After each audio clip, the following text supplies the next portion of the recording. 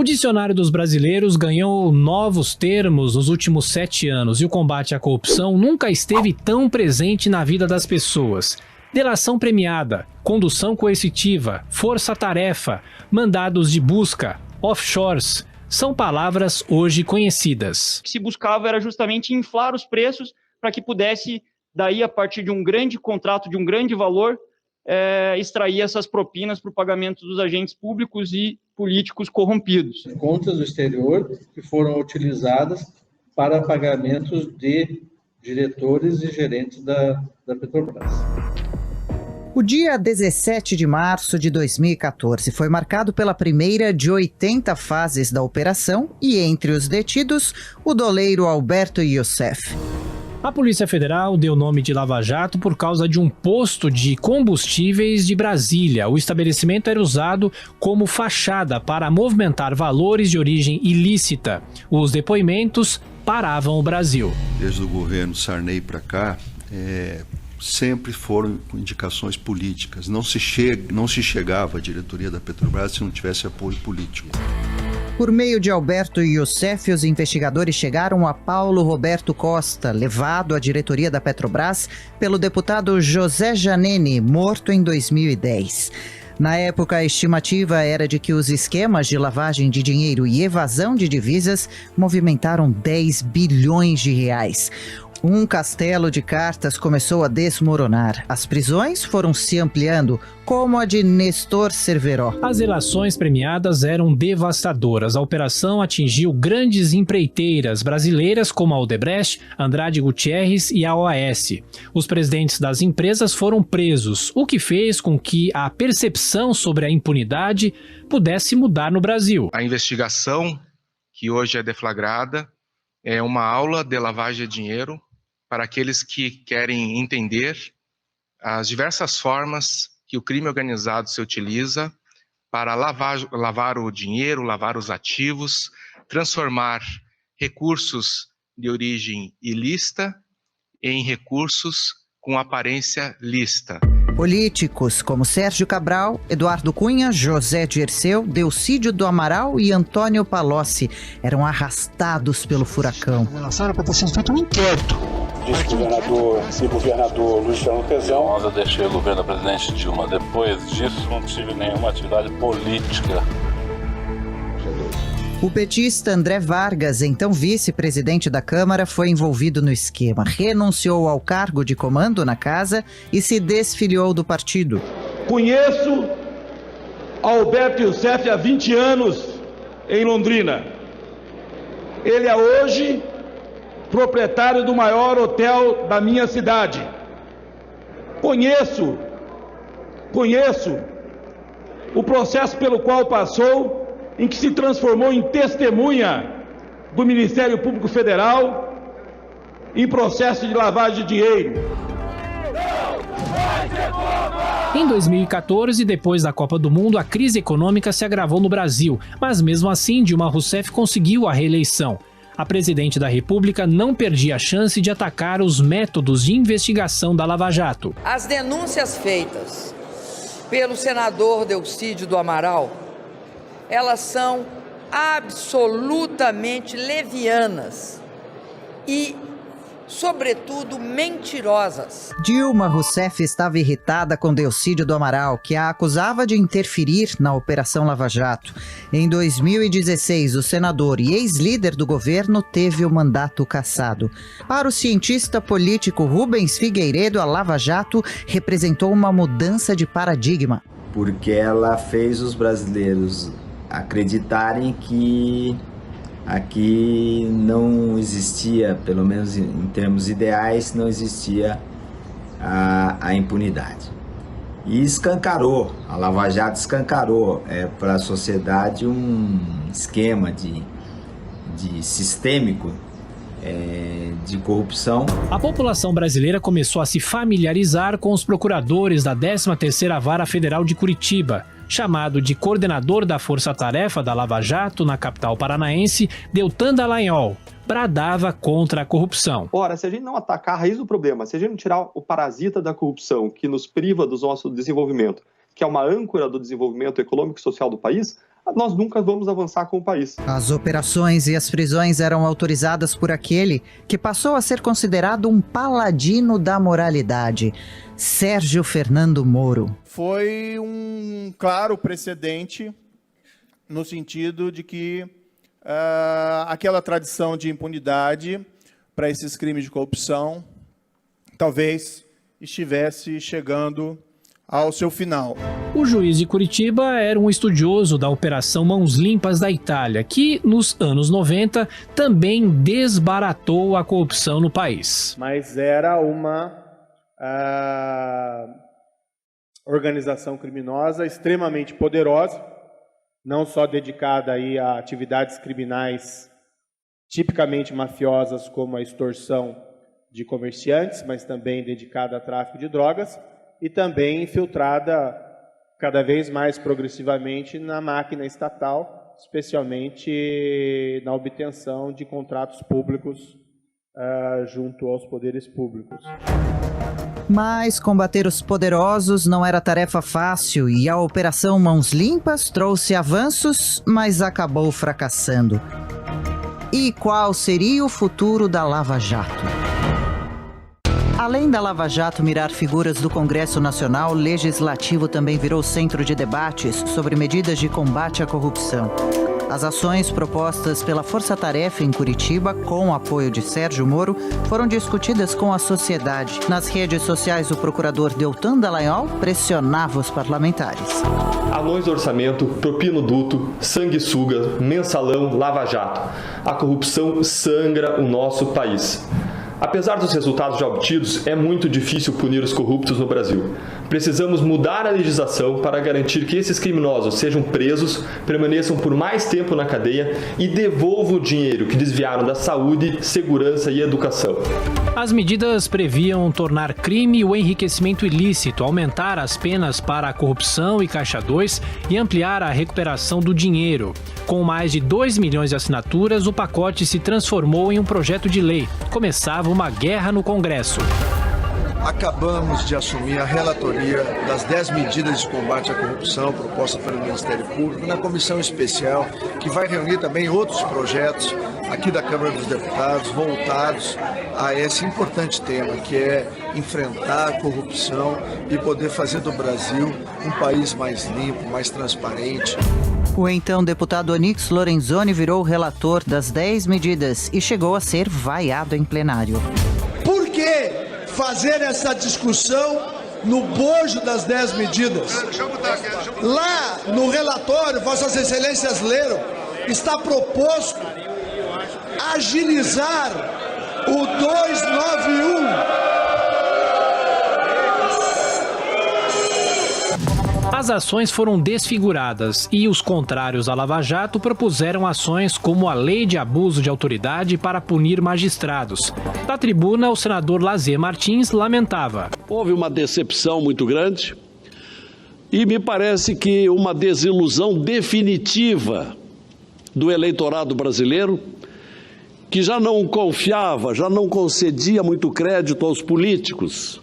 A Associação Nacional dos Procuradores da República reagiu aos ataques à Lava Jato.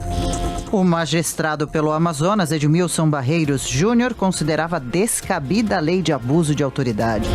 Juiz e membro do Ministério Público que não tiver autoridade para interpretar a lei e analisar os fatos, não vai trabalhar com liberdade e não vai servir de forma correta ao povo brasileiro. Os advogados envolvidos na Lava Jato nunca perderam a chance de denunciar irregularidades na operação. Desde o início da Operação Lava Jato, nós temos feito várias denúncias dos abusos evidentes que ocorreram na operação.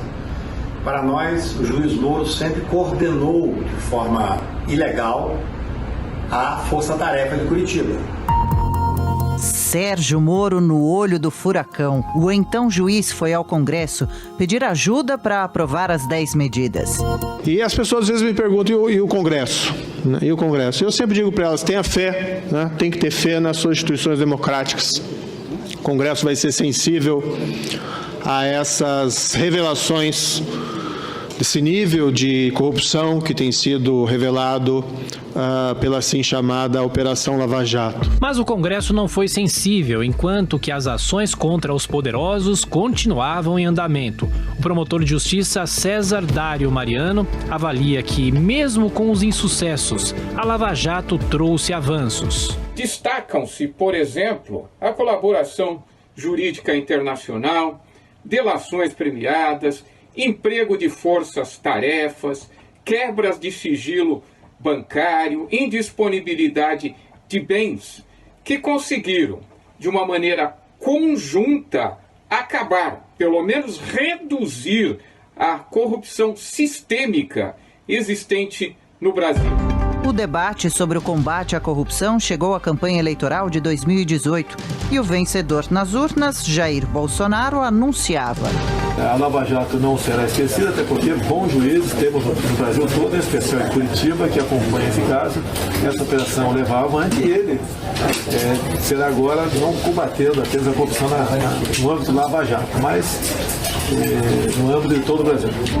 O presidente transformou Sérgio Moro, agora ex-juiz, em super-ministro da Justiça e Segurança Pública. São necessárias políticas mais gerais contra a corrupção.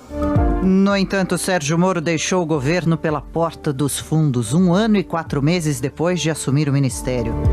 A decisão de Jair Bolsonaro de trocar o diretor-geral da Polícia Federal, Maurício Valeixo, pegou o ex-juiz de surpresa. Mas o grande problema é que não são tantos essa questão de quem colocar, o problema é por que trocar, né? E permitir que seja feita a interferência política no âmbito da Polícia Federal. Sérgio Moro continuou discutindo no Congresso o pacote anticrime proposto por ele nos tempos do Ministério da Justiça. Se o processo penal não chega ao fim em tempo razoável, de nada adianta nós elevarmos penas de crimes, tornarmos o sistema mais rigorosos, se não há perspectiva real da aplicação da lei. Trabalhando na iniciativa privada, Sérgio Moro não saiu das manchetes dos jornais. O Supremo Tribunal Federal poderia julgar a qualquer momento a suspeição dele em processos contra o ex-presidente Lula. E foi justamente o que fez o STF. Juízo final, que país é esse? Erga omnes, radioatividade, pichuleco, acarajé, aleteia, xepa, carbono 14, omertá, calicut. Nomes criativos e subjetivos. A Polícia Federal planejava e executava missão atrás de missão. Foram 80 fases de um quebra-cabeças difícil de se montar e que até hoje gera discussões. 51ª fase da Operação Lava Jato, Operação Déjà Vu. A 65ª fase da Operação Lava Jato, denominada Operação Galeria. Fim de madrugada, começo da manhã. O japonês da Federal chegava com equipe nas casas dos investigados. Quem não se lembra das cenas do policial de óculos escuros algemando poderosos do circuito de Brasília? Os envolvidos em denúncias se sentiam acuados e grandes nomes da política do país eram conduzidos pelos policiais, como no caso do ex-ministro José Dirceu. A dona Zaida fazia esse trabalho, doutor Moro. Ela é minha correspondente no Peru. A senhora Zaida, ela era contratada pela Engevix ou pelo Não, senhor? eu paguei, está declarado nos autos, tem a documentação, eu pagava ela. Suponho que ela tenha recebido da Engevix também, ela podia receber das outras empresas. Eu não tinha nenhum impedimento, no nosso contrato não havia impedimento que as empresas pagassem para ela ou por custeio, despesas, ou mesmo por prestação de serviço, porque a minha relação com ela era mais ampla que a Engevix, evidentemente. De acordo com investigações da Lava Jato, uma empresa em nome de José Dirceu recebeu da Camargo Correia, de forma suspeita, cerca de R$886 mil. Outro petista, Antônio Palocci, aceitou fazer delação premiada e, em troca, acusou o ex-presidente Lula de ter conhecimento sobre a corrupção. Então esse foi um ilícito crescente na Petrobras, até porque as obras cresceram muito e com elas os ilícitos. Conversava com o presidente Lula sobre essas relações. Antônio Palocci também foi acusado de pedir R$2 milhões para a campanha de Dilma Rousseff e acabou preso em 2016. Outro figurão da política envolvido, o ex-presidente da Câmara, Eduardo Cunha, teria se beneficiado do gigantesco esquema na Petrobras. Está me transformando no posto Ipiranga. tudo Eduardo Cunha, tudo sobre o Eduardo, tudo foi narrado pelo Eduardo, parece aquele anúncio da televisão, Posto Ipiranga, Posto Ipiranga. Eu sou o Eduardo Cunha. Já Sérgio Cabral entrou para o rol dos maiores corruptos do Brasil. O ex-governador do Rio de Janeiro foi réu mais de 23 vezes e condenado pelo menos 14. Carros de luxo, lanchas, joias e mansões. Ao mesmo tempo em que ele enriquecia ilicitamente, o estado do Rio mergulhava no caos. Ao juiz Marcelo Bretas, o político se dizia vítima de injustiças. Mas é o meu direito dizer que eu estou sendo injustiçado. O senhor está encontrando em mim uma possibilidade de gerar uma projeção pessoal e me fazendo um calvário claramente. Entre as confissões para a polícia e a justiça, Sérgio Cabral admitiu que vendeu a Olimpíada de 2016 no Rio. E ainda no estado, o empresário Ike Batista teve nome citado na Lava Jato e foi investigado. No dia 1º de novembro de 2012, no gabinete do ministro Mantega, houve um pedido para que eu contribuísse para a campanha, para despesas que a campanha já tinha passado. As delações premiadas ajudaram os investigadores a descobrir que a Odebrecht tinha o Departamento de Operações Estruturadas. Os envolvidos em esquemas de propina eram identificados por codinomes, como revelou o empresário Marcelo Odebrecht. A dinâmica da planeta italiana mostra, por exemplo, é só acompanhar a planeta italiana, que o programa B3, B4 e B5, que foi o Brani, os valores B4 e B5 foram abatidos do saldo. Quer dizer, saía o uso e foi abatido do saldo amigo e não do saldo italiano. Amigo, alemão, amante, Botafogo, Bocão, Bonitinho, Calvo, Contador, Flamengo, Santo, Timão e Vaqueiro estavam entre os apelidos. No meio do furacão, a então presidente da Petrobras, Graça Foster, renunciou ao cargo e não escondia o constrangimento. Esse foi o entendimento do Conselho, que o desgaste era bastante grande e que, por isso, o diretor deveria deixar a posição de diretor financeiro da BR Distribuidora. A Petrobras derretia e passava pela pior crise da história. As perdas com a corrupção teriam chegado a 88 bilhões de reais. No Congresso Nacional foi aberta uma CPI para apurar o Petrolão. Paulo Roberto Costa e Alberto Youssef ficaram frente a frente. Vossa Excelência está errado. Eu estou aqui para elucidar situações de envolvimento com a Petrobras, não da minha família. Minha família nunca esteve envolvida nisso. Precisa ficar claro, que até hoje não está claro, a responsabilidade da compra de Pasadena e do Conselho de Administração da Petrobras. A refinaria de Pasadena, nos Estados Unidos, citada por Paulo Roberto Costa, era chamada de Ruivinha, por causa das estruturas enferrujadas. A Polícia Federal responsabilizou Dilma Rousseff pelo prejuízo no negócio, fechado quando ela chefiava o Conselho de Administração da Petrobras. O então procurador da Lava Jato, Carlos Fernando dos Santos Lima, destacava que todos os partidos estavam envolvidos nos esquemas. Quando a Operação Lava Jato revela-se não uma investigação sobre o Partido dos Trabalhadores, mas uma investigação sobre como a política é financiada no Brasil. E isso atinge estados, municípios e a federação.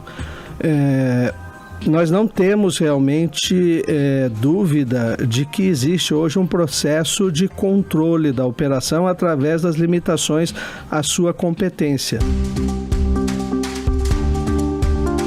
PT, PP, DEM, MDB, PSDB e outras legendas não estavam mais nos cadernos de política dos jornais. Viraram destaque nas páginas policiais.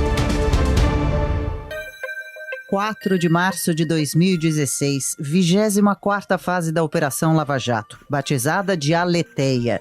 O ex-presidente Lula é alvo de condução coercitiva. O petista prestou depoimento no aeroporto de Congonhas sobre o suposto envolvimento com empreiteiras ligadas à Petrobras. O país parou e ele reagiu. E a decisão era do juiz Moro, que poderia ter mandado um comunicado. O senhor Luiz Inácio quer prestar depoimento em Curitiba? Eu gosto de Curitiba. Eu poderia ir lá em Curitiba, a vida me facilitava o PT pagar uma passagem para eu ir a Curitiba. Mas eu me senti prisioneiro hoje de manhã.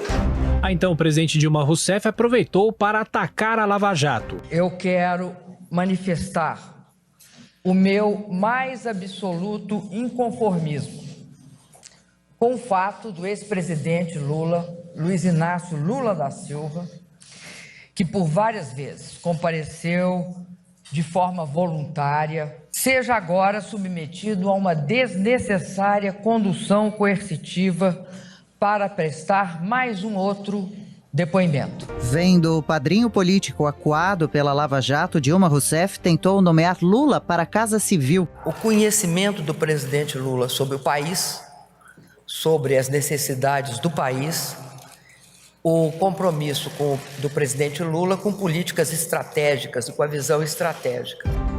Na véspera da posse de Lula como ministro, o então juiz Sérgio Moro liberou a divulgação do áudio de uma conversa telefônica que caiu como uma bomba. Alô? Alô? Lula, deixa eu te falar uma querida. coisa.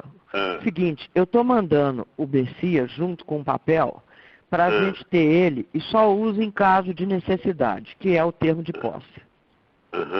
Tá? Tá bom. O grampo telefônico decorrente da Operação Aletheia confirmou a trama para conceder foro privilegiado ao ex-presidente. No mesmo dia da posse, o ministro Gilmar Mendes suspendeu a nomeação de Lula. Busca-se o ex-presidente em São Bernardo para assumir a chefia da Casa Civil,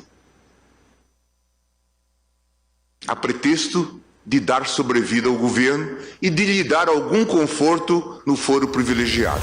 A Câmara já tinha aprovado o impeachment de Dilma Rousseff quando o Ministério Público denunciou Lula no caso do triplex no Guarujá. Para o procurador Deltan Dallagnol, o ex-presidente era o cabeça da corrupção revelada pela Lava Jato. O Ministério Público Federal acusa o senhor Luiz Inácio Lula da Silva como comandante máximo do esquema de corrupção identificado na Lava Jato. Uma imagem de PowerPoint com o nome de Lula como figura central do esquema renderia ataques e investigações contra Deltan Dallagnol. O ex-presidente ainda foi denunciado nos casos do terreno do instituto dele e do sítio em Atibaia. A Procuradoria fazia ponderações. Em janeiro de 2018, o desembargador do TRF-4, João Pedro Gebran, confirmou a decisão da primeira instância que condenou Lula. O magistrado ainda aumentou a pena, 12 anos e 1 mês por corrupção passiva e lavagem de dinheiro no caso do triplex. As negociações atinentes às reformas imobiliárias perduraram, inclusive com manifesta intenção da família Lula da Silva de passar as festas de final de ano no apartamento, como relatado por Léo Pinheiro. Na época, pelo entendimento do Supremo, Lula deveria ser preso por causa da condenação em segunda instância. Antes de ir para Curitiba, o ex-presidente ficou 2 dias no Sindicato dos Metalúrgicos do ABC. A história, daqui a alguns dias, vai provar que quem cometeu o crime foi o delegado que me acusou, foi o juiz que me julgou e foi o Ministério Público que foi leviano comigo. Mas em novembro de 2019, o STF mudou de entendimento e derrubou a prisão em segunda instância. O então presidente da corte, Antônio Dias Toffoli, que deu o voto de Minerva, alertou que caberia agora ao Congresso discutir o tema. E eu deixei bem claro no meu voto, que foi o último voto no sentido da procedência, que o parlamento pode alterar esse dispositivo. Essa é a posição, então o parlamento tem autonomia para dizer esse momento. Solto, o ex-presidente Lula voltou ao Sindicato dos Metalúrgicos do ABC e durante um discurso mandou recados políticos. O que nós temos é que olhar e dizer alto e bom som. Nós não vamos permitir que eles destruam o nosso país. Em 2021, Lula ainda teria outras vitórias contra a Lava Jato, enquanto o Congresso passou a discutir a prisão em segunda instância. A PEC do deputado Alex Manente não avançou até agora na Câmara, apesar das expectativas. Nós estamos aguardando a retomada e reinstalação da comissão especial para finalizar a discussão do relatório e votarmos na comissão especial para poder encaminhar ao plenário da Casa. O presidente do Instituto Não Aceito a Corrupção, Roberto Liviano, usa uma metáfora para falar sobre os ataques à Lava Jato. É como uma luta de boxe. Nós, ao final, venceremos. Não será por nocaute, será por pontos, desde que nós consigamos bater mais do que apanhando. Mas a Lava Jato apanhou e muito até chegar ao fim, no início de 2021. Os principais atores da operação saíram de cena, atacados e questionados. É inegável que a Lava Jato fez o Brasil acordar para a corrupção nas entranhas dos poderes. Desde 2014, protestos em favor da Força Tarefa de Curitiba viraram rotina no país. Existe esse movimento, existem muitas pessoas militantes disso para enfraquecer, para minar com ideias e notícias falsas. A gente tem que se fortalecer como povo. A nossa camisa é verde e amarela. Vem com propósito para a rua, principalmente contra o foro privilegiado. Essa lista fechada, eu acho que isso são as coisas mais fortes que devemos lutar agora. Falta muita coisa ainda, falta renovar esses políticos todos. A defesa da Lava Jato, o fim do foro privilegiado e a prisão em segunda instância estavam na boca do povo. Já na boca dos políticos contrários à operação, como o deputado Glauber Braga do PSOL, ataques não faltaram. E o senhor vai estar sim nos livros de história. Vai estar nos livros de história como um juiz que se corrompeu, como um juiz ladrão. É isso que vai estar nos livros de história. Em sessão na CCJ da Câmara, em 2019, Sérgio Moro, já ministro, rebateu os insultos do parlamentar. O senhor não tem fato, o senhor não tem argumentos, o senhor só tem ofensas. O senhor é um desqualificado para o exercício desse cargo. Os advogados de investigados na Lava Jato também não perdiam a chance de alfinetar Sérgio Moro, como Antônio Carlos de Almeida Castro, Cacai. Nenhum outro caso tão clássico, com tantas provas, com tantas evidências, de um juiz absolutamente parcial. Os ataques vinham de todos os lados. O senador Fernando Collor de Mello acusou o então procurador Rodrigo Janot de vazar dados da Lava Jato. É sua estratégia, senhor procurador, fornecer informações em off e privilegiar determinados veículos de comunicação? É sua estratégia desprestigiar a comunicação pública e substituí-la por barganhas e estratégias próprias de comunicação mercadológica, a fim de conseguir capas de jornais e destaques em jornais televisivos? Rodrigo Janot retrucou. O que houve ali foi uma especulação enorme. Alguns meios de comunicação deram a chamada lista do Janot, alguns acertaram nomes, outros erraram nomes, e não se vaza nome errado. O procurador Rodrigo Janot teve embates com Gilmar Mendes e nas páginas de um livro relatou que foi armado ao STF para matar o magistrado. O ministro do Supremo Tribunal Federal atacou inúmeras vezes os métodos da Lava Jato. Isto aparece hoje, ministro, nessas declarações do Intercept, feitas por gente como Dallagnol, feitas por gente como Moro. Portanto, é preciso que se saiba disto, que o Brasil viveu uma era de trevas.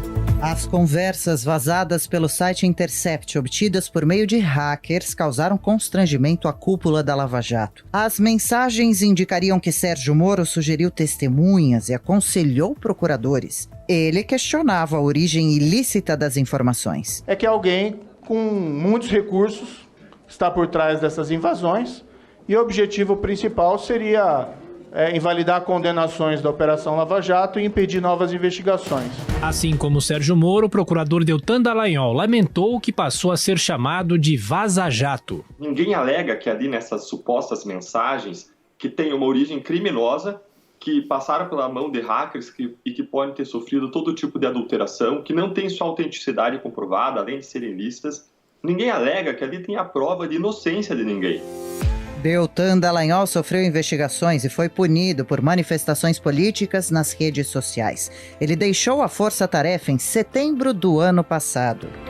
As defesas de investigados começaram a pedir acesso às conversas, como Cristiano Zanin Martins, advogado de Lula. Porque toda essa troca de informação, todo o relacionamento com as autoridades estrangeiras não ocorria oficialmente, não ocorria dentro dos canais oficiais, ocorria no Telegram, na busca de um pretenso sigilo. Ali, no Telegram. O ministro Ricardo Lewandowski retirou o sigilo do processo com base nas mensagens obtidas a partir da operação spoofing. Os conteúdos que digam respeito exclusivamente a terceiros, isto é, aqueles que não têm qualquer relação com o reclamante, deveriam ser mantidos sob rigoroso sigilo. O cerco à Lava Jato foi se fechando. O atual Procurador-Geral da República, Augusto Aras, defendeu uma correção de rumos. E esse conceito lavajatismo, ele há de ser superado pelo natural, bom e antigo enfrentamento à corrupção. E não se pode imaginar que uma unidade institucional se faça com segredos.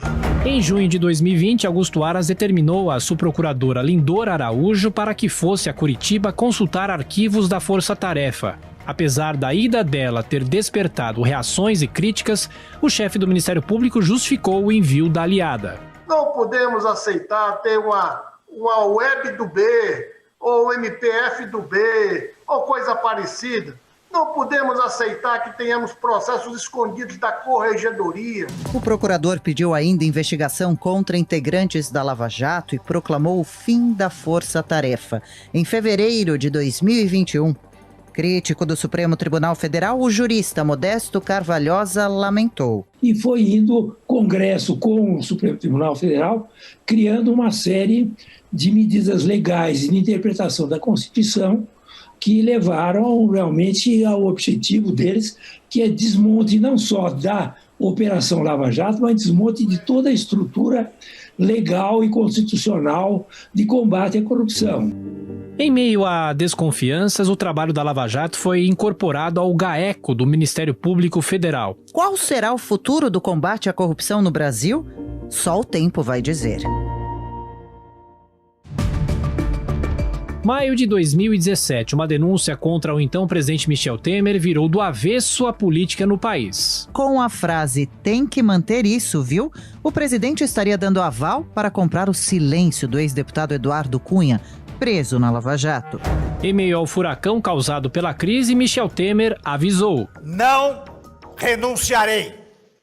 Repito, não renunciarei. Sei o que fiz. E sei da correção dos meus atos. Exijo investigação plena e muito rápida. Um mês depois, Rodrigo da Rocha Loures, então assessor especial do presidente, foi preso em São Paulo com uma mala contendo R$500 mil. A PGR denunciou o presidente por corrupção passiva, mas a Câmara, presidida por Rodrigo Maia, rejeitou os processos. Independente daqueles que tenham gostado ou não, o resultado reflete uma vontade da maioria, e a vontade da maioria está expressa nos 263 votos. Além de Michel Temer, a Procuradoria denunciou Eliseu Padilha e Moreira Franco, integrantes do governo. Outro ministro, Gedel Vieira Lima, foi preso acusado de prejudicar investigações da Lava Jato. E não faltou choro. Meu desejo de colaborar, porque o maior interessado em poder fazer com que meu nome, que meu filho continue com meu nome, sou eu. Em um apartamento ligado a Gedel Vieira Lima, a polícia encontrou malas com R$51 milhões, a maior apreensão de dinheiro da história da Polícia Federal. Aqueles episódios enfraqueceram o governo de Michel Temer, que ainda foi investigado por contratos na Eletronuclear e no Porto de Santos. Ao deixar o Palácio do Planalto, o MDBista lamentou. Inventaram uma frase que não existe, né? Inventaram uma frase que não existe. E esta frase foi divulgada. E divulgada com uma tal força, com uma tal velocidade, especialmente por um grupo que é interessado em divulgar essa frase, né? Que ela pegou.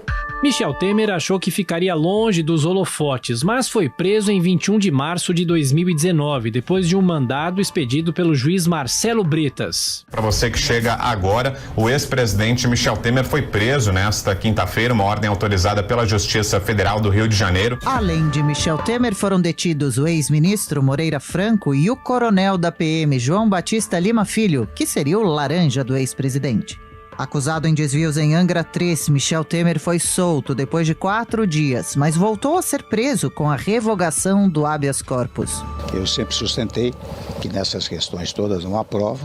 Para mim foi uma surpresa desagradável, mas eu amanhã me apresento voluntariamente. Meandros da Justiça. Temer deixou a cadeia após 6 dias e, com o passar dos anos, foi favorecido pela lentidão dos tribunais. Por falar em reviravolta e demora da Justiça, o ex-presidente Lula acabou beneficiado por uma decisão de Luiz Edson Fachin, do STF. O ministro considerou que a 13ª Vara de Curitiba não tinha competência para julgar os casos do triplex, do sítio de Atibaia e do Instituto. O judiciário não julga apenas por meio de informações veiculadas na imprensa, nem afasta a presunção de imparcialidade de magistrado sem dar-lhe oportunidade de responder e de produzir provas. Com a anulação, os processos voltaram à estaca zero. O ex-presidente Lula recuperou os direitos políticos e não perdeu a chance de atacar a Lava Jato. Eu fui vítima da maior mentira jurídica contada em 500 anos de história. O Supremo também decretou a suspeição de Sérgio Moro por ter condenado o petista. Carmen Lúcia mudou o voto. Eu voto no sentido, portanto, de conceder a ordem de habeas, com uma diferença em relação ao voto de Vossa Excelência, o presidente, e do ministro Ricardo Lewandowski. Os defensores de envolvidos na Lava Jato comemoraram a decisão. O criminalista Roberto Podval não tem dúvidas. Quase que todos os advogados em todas as causas preliminarmente vêm discutindo a incompetência de Curitiba e acho que essa é uma questão já pacificada e aqui, como é absolutamente técnica e objetiva, todos os outros casos semelhantes devem ter o mesmo resultado. Quem reforça o coro de Roberto Podval é o criminalista Pierpaolo Cruz Bottini. A decisão do ministro Fachin impacta outros processos da Lava Jato.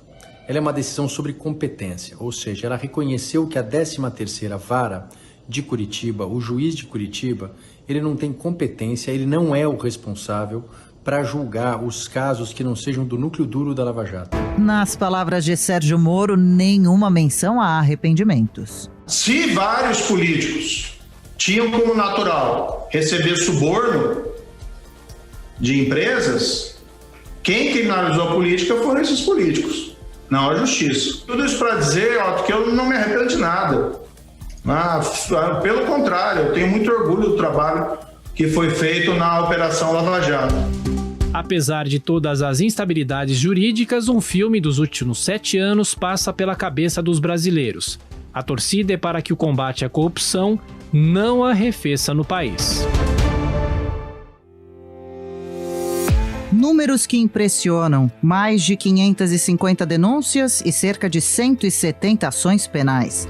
Os dados se referem somente à força-tarefa da Lava Jato em Curitiba, que durou quase 7 anos. Quase 60% do dinheiro devolvido por delatores da Operação Lava Jato já entrou nos cofres públicos nos estados do Rio de Janeiro e Paraná. Com pagamento de propina na Petrobras no valor de 60 milhões de reais. Depois que pagavam essa propina, esse dinheiro era lavado por meio da compra de imóveis e também de obras de arte. Por isso o nome da operação é Operação Vernissage. Com o encerramento da força-tarefa, cabe uma pergunta: como ficará o combate à corrupção no Brasil? O procurador Deltan Dallagnol argumenta que não é possível desmobilizar as investigações se os ilícitos não dão trégua. Se você pegar as investigações, os processos, as decisões são consistentes, são recheadas de fatos, de provas, aplicam a lei de modo coerente entre os diferentes casos, e você teve uma grande parte dos atos da Lava Jato revisados em 3 instâncias diferentes. As investigações não acabaram. Agora é claro que a gente vive um ambiente de plena reação contra tudo de bom que aconteceu, tudo de legal e de bom que a Lava Jato fez. Por mais que a população se pergunte sobre o combate a irregularidades praticadas por agentes públicos, os avanços dos últimos anos são incontestáveis. O procurador Roberto Liviano, idealizador do Instituto Não Aceito a Corrupção, é taxativo: a Lava Jato continua viva. Porque há 7 anos a Operação Lava Jato ela já gerou 278 sentenças uma recuperação de 4,3 bilhões de reais de valores desviados, um patamar inédito na história mundial, e a sociedade tinha a sensação de que aquela ideia dos intocáveis ela foi relativizada. Para a opinião pública, o enfrentamento à corrupção no Brasil entrou em um outro patamar, como reforça o cientista político Rubens Figueiredo. O brasileiro, a opinião pública do país, de uma maneira geral, tinha a nítida sensação de que no Brasil jamais os ricos e os poderosos seriam presos. A sensação de impunidade, se não acabou no país, diminuiu por causa da Lava Jato. Mas o promotor de justiça César Dário Mariano lamenta as ações do que chama de forças ocultas.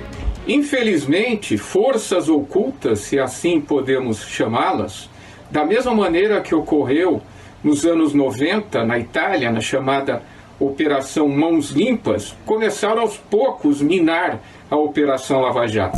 O que deixou de ser oculto foi o submundo do crime do colarinho branco, como ressalta o ex-ministro da Justiça Miguel Reale Júnior. A Lava Jato trouxe ao conhecimento do país uma corrupção sistêmica, mostrando uma ligação espúria entre a classe política, dirigentes estatais e empresários. Foi uma corrupção de larga escala, comprovada pelas mais diferentes provas. Provas mais do que robustas, de acordo com Miguel Reale. Provas documentais, provas contábeis, provas baseadas em depósitos bancários aqui e no exterior, delações, provas testemunhais. País da corrupção, rótulo incômodo, mas que sempre esteve nas convicções da opinião pública brasileira. A deputada Janaína Pascoal alerta que as inseguranças jurídicas podem comprometer o enfrentamento aos ilícitos. Os males acarretados por essas decisões, eles não se limitam a, vamos dizer assim, a destruição, né, do que foi realizado pela Lava Jato. Esses males têm impacto para o futuro, né? Porque eles minam outras operações. O presidente da Associação Nacional dos Procuradores da República, Fábio Cruz da Nóbrega, ressalta: a pressão da sociedade é fundamental. A população mais atenta, cobrando com maior rigor a boa utilização dos recursos públicos, denunciando as irregularidades de que tem ciência, uma imprensa livre, preocupada em investigar essas práticas indevidas, em noticiar, desvendando, portanto, essas irregularidades, e uma atuação mais republicana e eficiente dos órgãos de controle e do Ministério Público, especialmente. O jurista Modesto Carvalhosa, um dos maiores especialistas em leis contra a corrupção, reforça o coro. A sociedade civil tem que continuar mobilizada contra esses gestos e esses atos contra o país. E devemos também, nós, individualmente, combatermos e mantermos a nossa dignidade no combate a todo tipo de corrupção que chegue até nós. A procuradora Tamea Danelon espera que a Lava Jato não acabe como a Operação Mãos Limpas na Itália. Os índices de corrupção na Itália se tornaram ainda maiores. Aqui no Brasil, estamos em direção ao mesmo caminho, pois o Congresso não aprovou leis necessárias ao efetivo combate à corrupção. E o Judiciário está anulando processos da maior operação de combate à corrupção, não só do Brasil, como do mundo.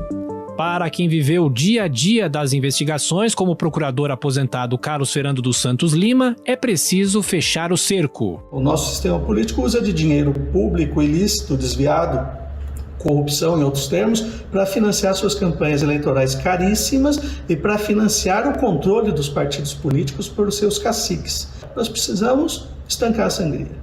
Nós precisamos parar de perder a autonomia e a independência das instituições. Há um aparelhamento das instituições. Então nós precisamos resgatá-las. Resgatar as instituições. O esforço no combate à corrupção deve ser permanente, com a opinião pública vigilante e fiscalizando, principalmente os políticos. O enfrentamento é necessário para que todos os avanços dos últimos anos não fiquem perdidos nos rodapés da história. Essa operação de hoje, essa fase número 80 da Lava Jato, é um desdobramento da fase... Dois estavam no Uruguai, foram mandados aqui para o Brasil extraditados. Aceitou uma denúncia contra o senador Renan Calheiros, do MDB de Alagoas, por corrupção passiva e lavagem de dinheiro. Brasil.